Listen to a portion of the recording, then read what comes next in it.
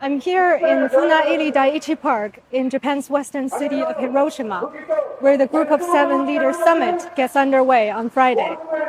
Hundreds of protesters from all over the country, even abroad, chanting slogans, are gathering to decry the bloc as it advertises its own version of world order.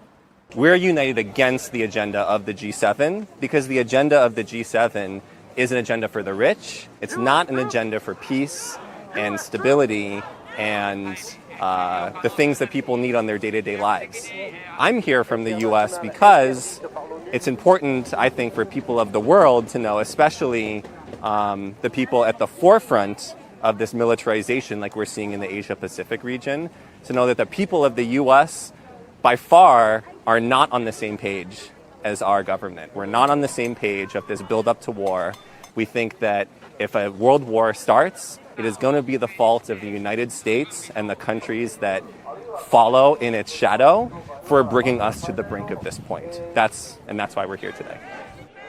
This year, Japanese Prime Minister Fumio Kishida, who hosts the G7's rotating presidency, has chosen to host the G7 gathering in Hiroshima. On Friday morning, Kishida took the G7 leaders and their spouses to visit the Hiroshima Peace Memorial Museum, where they laid wreaths at the cenotaph and planted trees. Many among the Japanese public, however, have scolded Kishida for seeking his own political interests in the name of the city once devastated by a U.S. atomic bombing during World War II. The G7 consists of the United States, Britain, Italy, France, Germany, Canada, and Japan.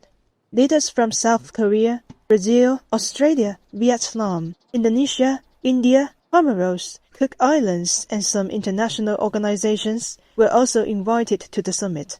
Major issues, including the Ukraine crisis, global economic outlook, and climate change, are expected to be touched upon during the three-day gathering, though expectations achieving tangible results remain low.